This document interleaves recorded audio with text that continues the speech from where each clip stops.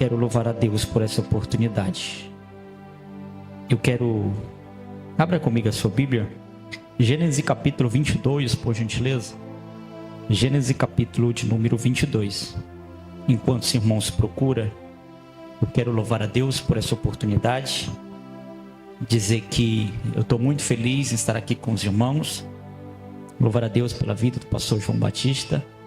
Obrigado por mais uma vez me receber aonde o Senhor congrega.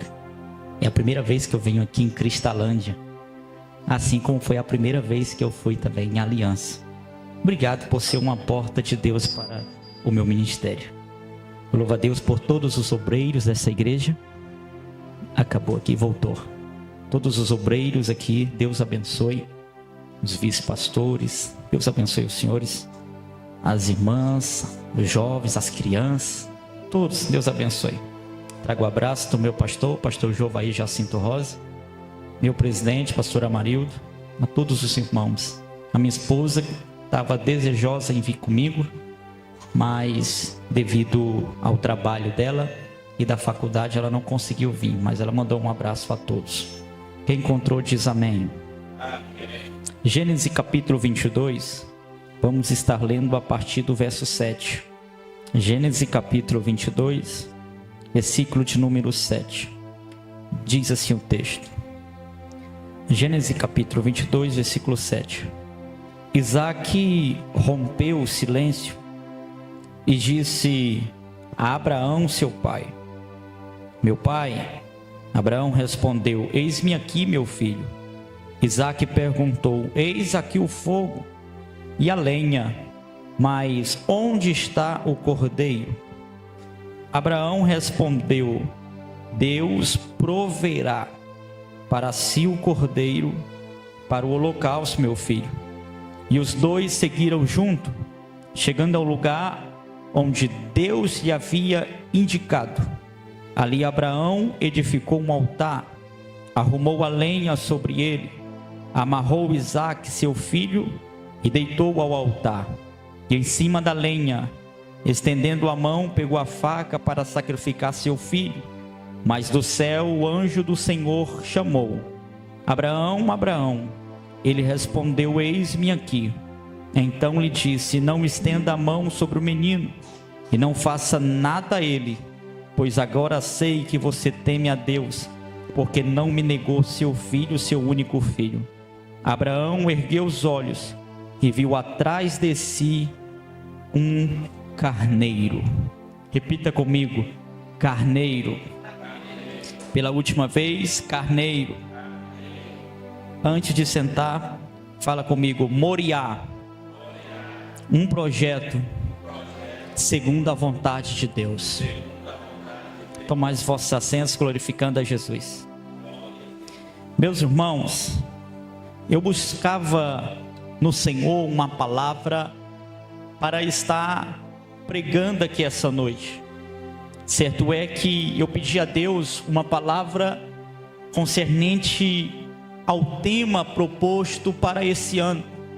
Compreendo eu que quando Deus ministra um tema, é porque é aquilo que Deus quer falar com a sua igreja.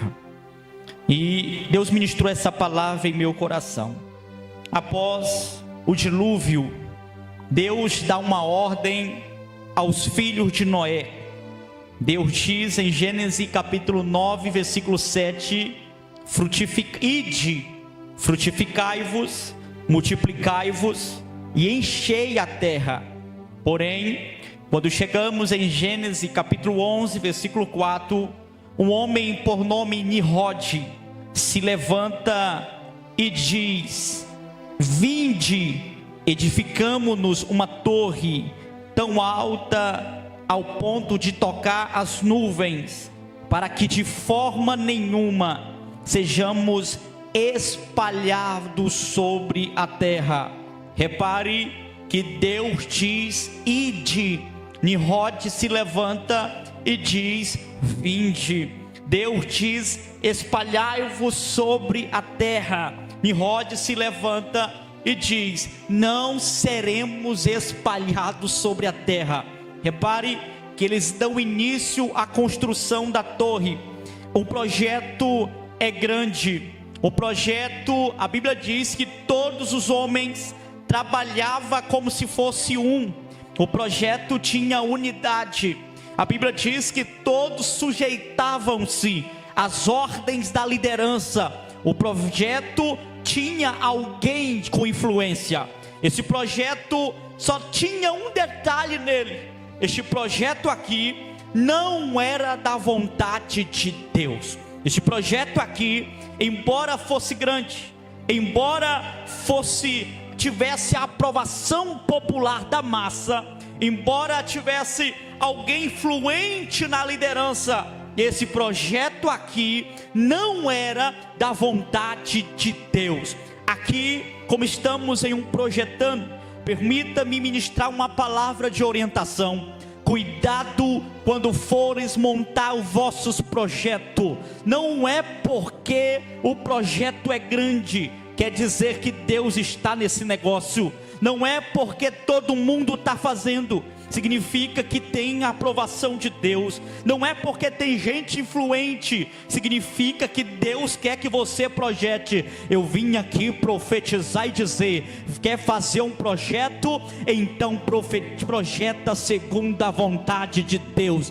Projeta segundo a vontade de Deus, porque nem tudo que é grande significa que Deus aprova. Nem tudo que está dando certo para outras pessoas significa que aquilo que Deus quer que dá certo para a sua vida. Projeta segundo a vontade de Deus. Aleluia. Porque, pregador, como assim? Deixa eu te dar uma palavra aqui.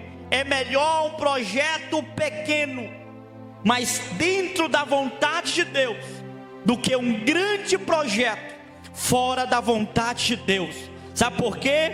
Porque embora o projeto fosse grande, estava com dia, estava com hora marcada para Deus descer e colocar um ponto final.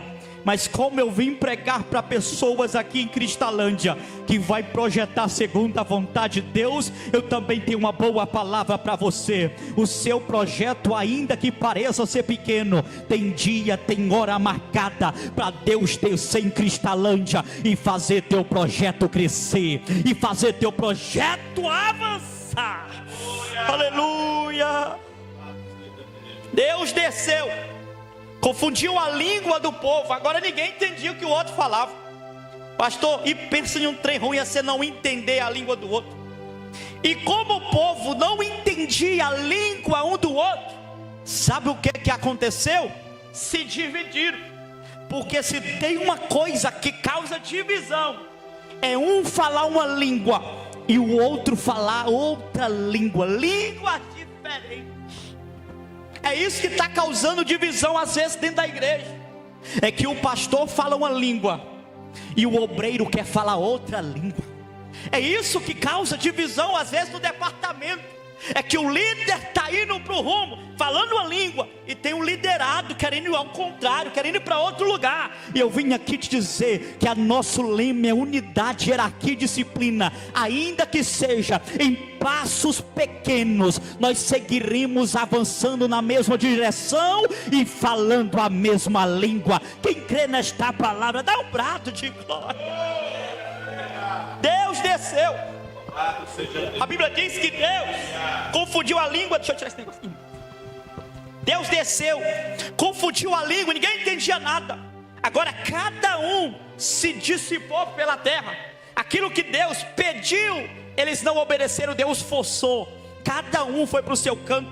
E de Gênesis capítulo 11 a Gênesis capítulo 12, embora seja só um versículo de diferença, tem mais de 300 anos de história.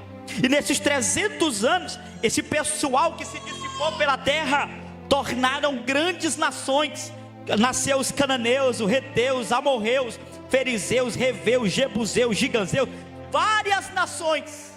Só que no decorrer dos anos, cada nação dessa aqui, eles se esqueceram do Deus supremo, do nosso Deus verdadeiro.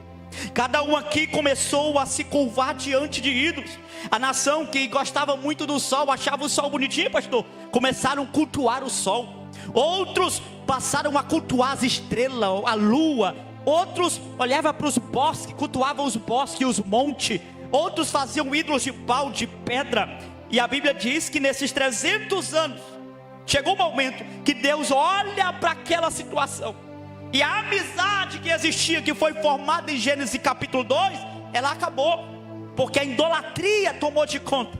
E agora Deus, com sua soberania, Deus precisa restabelecer a amizade com o homem. E eu imagino Deus, pastor, na minha imaginação, Deus procurando na terra daquelas nações alguém que ele pudesse restabelecer o vínculo, a amizade. Eu imagino Deus olhando lá para os jebuseus, aqui eu não achei. Deus olha para outra banda, não, aqui não dá. Só que de repente, meu Deus, o nosso Deus olha lá na casa de um homem chamado Terá, e olha para um dos filhos dele, e Deus diz: aquele ali me serve. Aí você pensa, então Terá era um homem crente? Não era. Aí você pensa, então Terá era um líder exemplar? Não era. Terá era um sacerdote de um ídolo pagão. O seu pai era sacerdote de um ídolo pagão.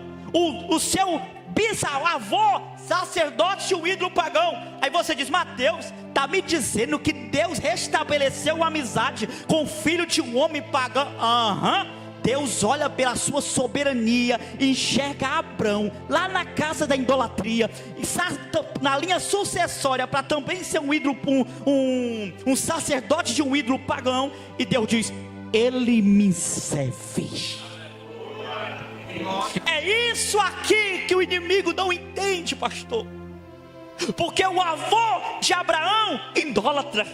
O pai de Abraão, idólatra. E Abraão, amigo de Deus. Se eu fosse tu, já tinha levantado a mão, dando um brado de glória. Porque é isso aqui que Satanás não entende. Porque Satanás olhou para a sua descendência passada. Teu bisavô não servia como você serve, teu pai não servia como você serve. Mas olha você aqui na quarta-feira, projetando o teu 2025. E eu vim aqui pregar para você e dizer: a chamada de Deus na tua vida, ela não é comum. Sabe por quê? Porque teve coisas que passou na tua descendência inteira, mas quando chegou em você, Jesus olhou para você e disse: com ele vai ser diferente, com ele vai ser diferente. Porque Satanás conseguiu desviar teu pai, teu avô, teu bisavô, mas você está firme na presença, porque Jesus tem te guardado. Eu disse: Abraão, Deus chama ele na casa da idolatria. E Deus diz: Abraão, sai da tua terra, do meio da tua parentela, vai para o lugar que eu vou te falar. Deus chama onde? Na casa da idolatria. Só que Deus não quer apenas chamar Abraão, Deus precisa usar Abraão para uma obra. E uma coisa é Deus chamar, porque Deus chama a gente lá no mundo, chama. Deus chama a gente lá no boteco, chama. Deus chama a gente na prostituição, chama. Deus chama o usuário de crack, chama. Deus chama a gente que fuma, chama. Que bebe, chama. Mas aí tem um problema: Deus chamar é uma coisa, agora Deus usar é outra coisa.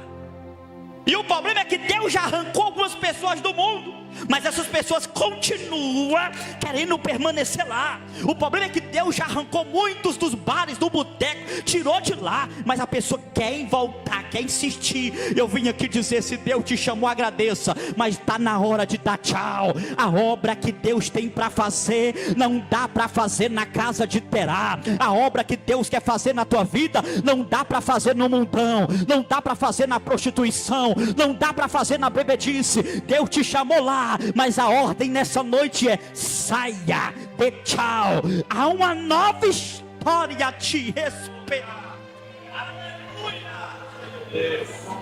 Agora Deus chama Abraão, e Abraão precisa fazer o seu projeto de vida.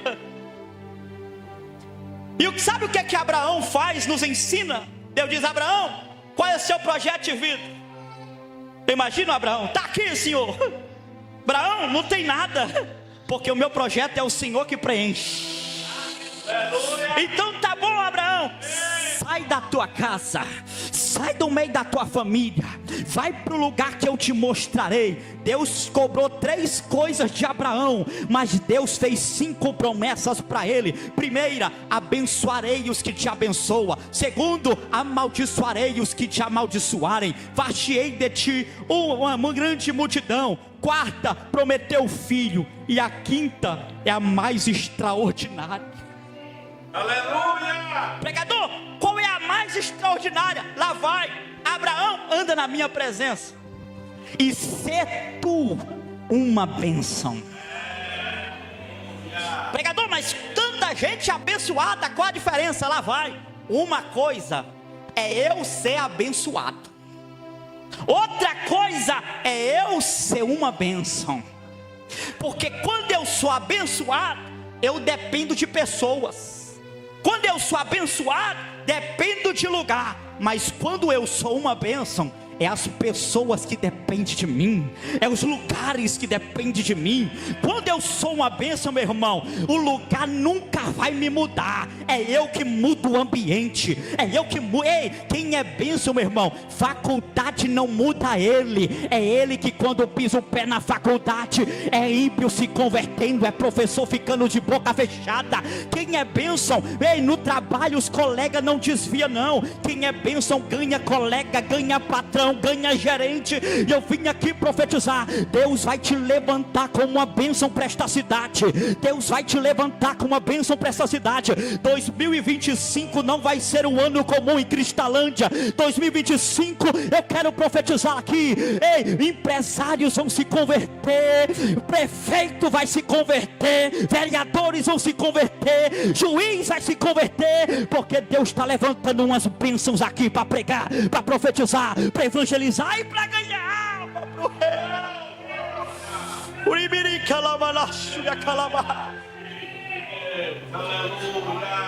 Deus prometeu o filho.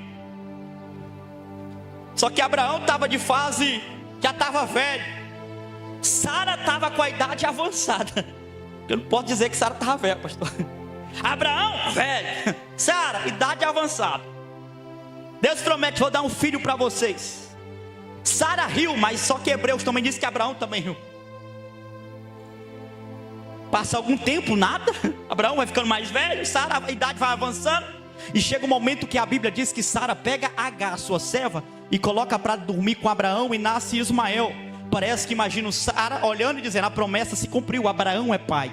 Mas o Todo-Poderoso bradou e disse: ô Sara, o que eu te prometi? Eu prometi que você e Abraão teriam um filho. E eu vim aqui, irmão, desculpa a minha franqueza, mas o que tem de gente que Deus prometeu coisa, mas quer dar uma ajuda humana para Deus. O que tem gente que Deus fez uma promessa e as pessoas dizem: não, mas vai demorar, eu vou fazer isso aqui, vou dar um jeitinho, vou ligar para fulano, vou ajudar, vou pedir uma informação, uma influência. Eu vim aqui dizer: se o projeto é de Deus, não precisa de interferência humana. Se o projeto, eu vou além. Se Deus falou que tu vai ser pregador, irmão, não precisa sair correndo atrás de agenda. Se Deus falou que você vai ser cantora, vai cantar no Brasil, no mundo, não precisa sair por aí mendigando porta. Quando chega o tempo de Deus, não precisa correr atrás de porta, é as portas que vêm atrás de você. E eu quero aqui profetizar na vida de alguém. Eu estou pregando para alguém aqui que esperou um tempo, aguardou a hora, e 2025 vai ser o ano de cumprimento de promessa na vida de crente aqui. Tem crente aqui que Deus falou há 10 anos, mas 2025 é o ano de cumprimento. Tem crente aqui que Deus prometeu, pastor, há 15 anos, mas eu quero profetizar: 2025 é o ano do cumprimento da palavra na tua vida. Nasce Ismael. Só que Deus diz: epa, não foi esse o meu projeto. Pouco tempo depois, Deus dá Isaac.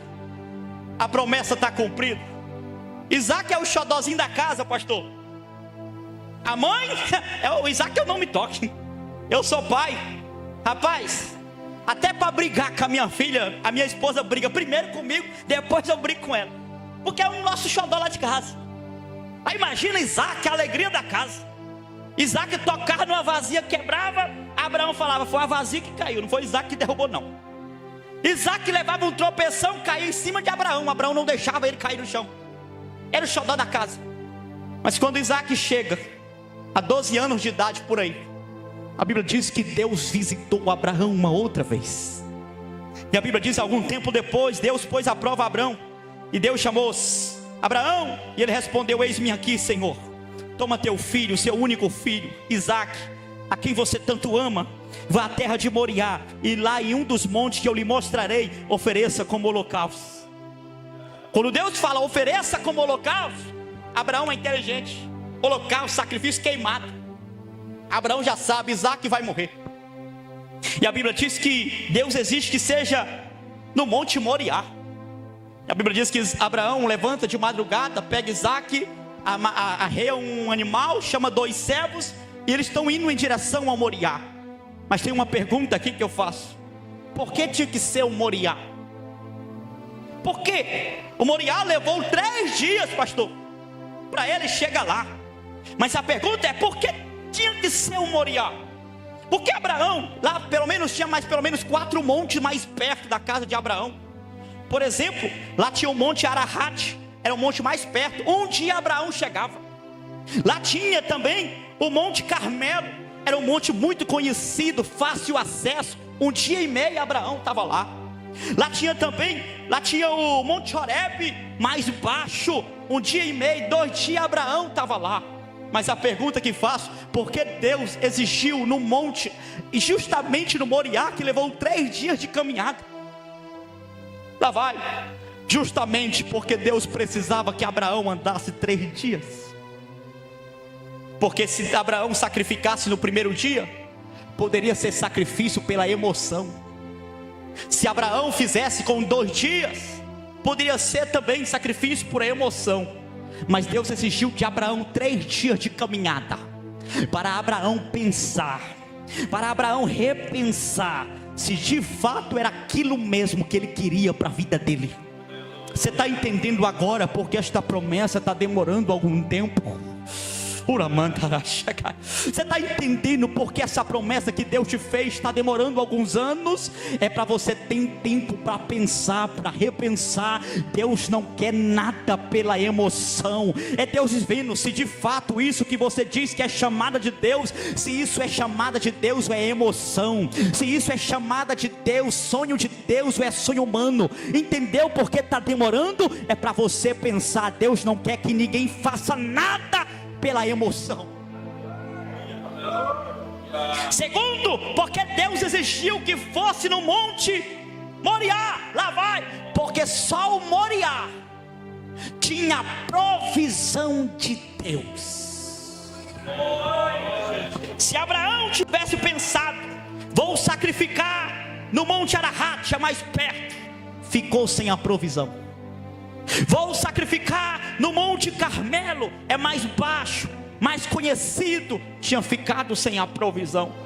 Vou sacrificar no monte que é mais baixo acesso, tinha ficado sem a provisão. Deus está falando com alguém aqui: ei, não faça o seu projeto baseada na pressa, não faça o seu projeto baseada na rapidez, faça o seu projeto dentro da vontade de Deus, que só na vontade de Deus que vai ter provisão no final da caminhada, só na vontade de Deus que vai ter provisão. Pregador, mas a vontade de Deus vai demorar mais tempo. Continua nela, sabe por quê? Ainda que leve 40 anos, mas se vier calor tem nuvem. Ainda que leve 40 anos, se vier sol tem a nuvem para refrescar. Se vier frio tem o sol para aquecer. Se faltar água, brota da rocha. Se o Jordão aparecer, ele vai se abrir. Eu vim pregar para alguém aqui: faça na vontade de Deus, porque a vontade de Deus tem provisão, tem provisão, tem provisão. Eu vim aqui profetizar: 2025 vai ser o ano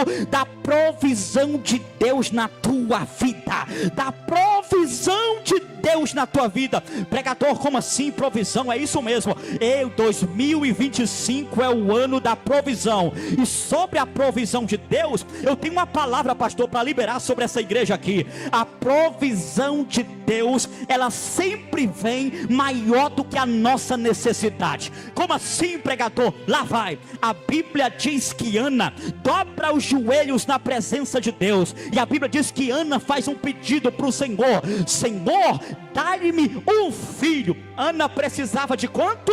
Um filho. A necessidade de Ana era um filho, só que a Bíblia diz que Deus visitou Ana e lhe deu 3 filhos e 2 filhas, porque a provisão de Deus é maior do que a nossa necessidade. Se eu fosse tu, já tinha levantado a mão, e se eu fosse tu, tinha levantado as duas. 2025, a provisão de Deus vai ser maior do que a tua necessidade. Pega na mão desse crente aí e diz: meu irmão, vai dar que vai sobrar.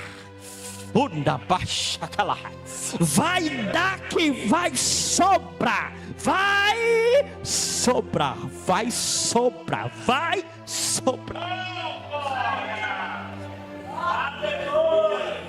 Abraão está indo com Isaac. Só que quando chega no pé do monte, a Bíblia diz que Abraão está dando sequência no projeto. Só que no pé do monte, Abraão toma uma atitude. Abraão fez o quê? Tomou uma atitude. Qual atitude? Abraão olha para os céus e diz: o projeto é mais adiante, mas vocês só vêm até aqui. O projeto é mais à frente, mas vocês só andam comigo até aqui. Eu sei que esta palavra vai ser um pouco dura, mas eu vim aqui pregar a Bíblia para vocês, e a verdade é aquilo que Deus ministrou no meu coração. Às vezes, para o projeto de Deus se cumprir na nossa vida, existe pessoas que vai ter que deixar de andar com você. Sim, eu vou falar. Existem algumas pessoas aqui que para você chegar onde Deus quer que você chegue, Deus vai precisar tirar da tua caminhada.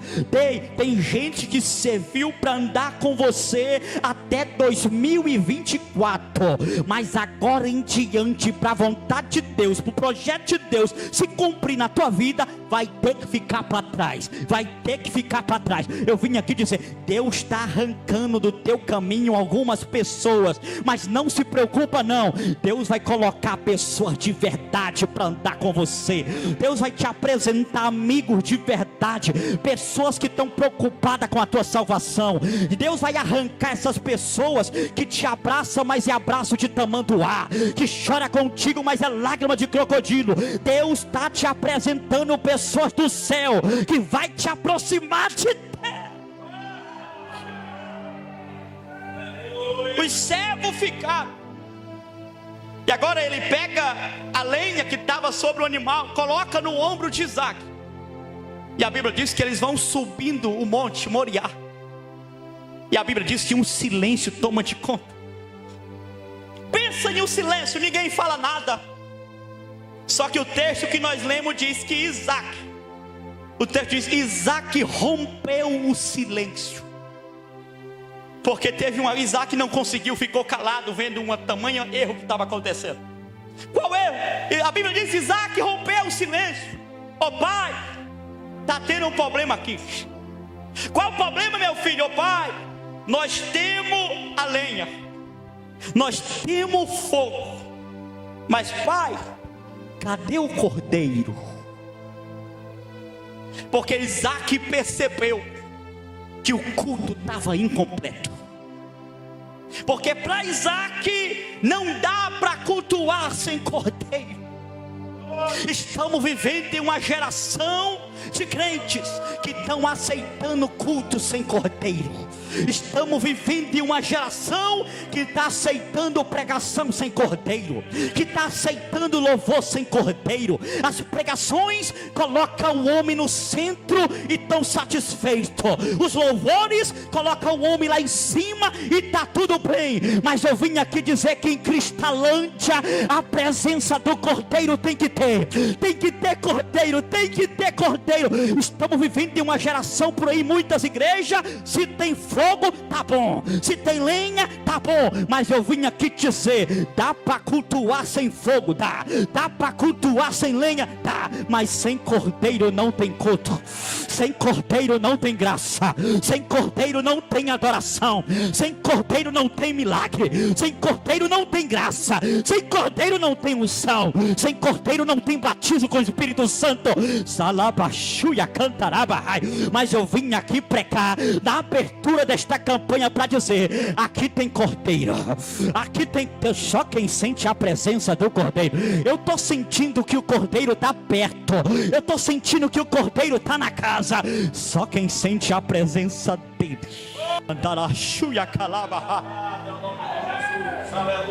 Não dá para cultuar sem o cordeiro. Não dá para adorar sem o cordeiro. Muitos congressos por aí, tem gente famosa, mas não tem cordeiro. Tem muita hino, música, mas não tem cordeiro. Mas eu vim aqui dizer que o cordeiro está em nosso meio. Pode faltar fogo, pode, mas o cordeiro nós não abrimos mão. Pode faltar um movimento, pode, mas o cordeiro nós não abrimos mão. Nós não conseguimos viver sem o cordeiro. Aleluia. A Bíblia diz que Isaac vai aonde está o cordeiro. Abraão não soube responder a pergunta. Abraão diz: meu filho, Deus proverá para si o cordeiro. Ele sobe o monte. Abraão coloca o altar. Abraão coloca Isaac sobre o altar. Abraão pega o cutelo e prepara para esmolar Isaac. Mas quando Abraão ergue a mão, o Todo-Poderoso bradou dizendo: Abraão, não faça isso com teu filho. Abraão, você veio para o monte certo. Abraão, você veio para o lugar da providência. Parece que vejo Deus falando: Abraão, se tu tivesse ido para o monte mais baixo, Isaac estava morto. Se tu tivesse ido para o monte mais perto, Isaac estava morto. Se tu tivesse ido para o monte mais conhecido, Isaac estava morto. Mas como teu projeto foi baseado na minha vontade, na minha palavra, aqui tem provisão, aqui tem provisão. E aqui tem, eu fui profetizar aqui, vai ter provisão de Deus na tua casa, vai ter provisão de Deus na tua família. Vai.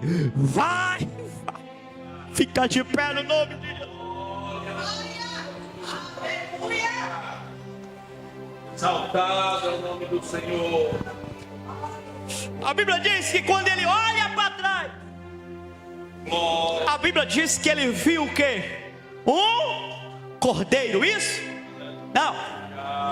Quando ele vira para trás, a Bíblia diz que ele enxerga um carneiro. Teve gente que já está entendendo a palavra?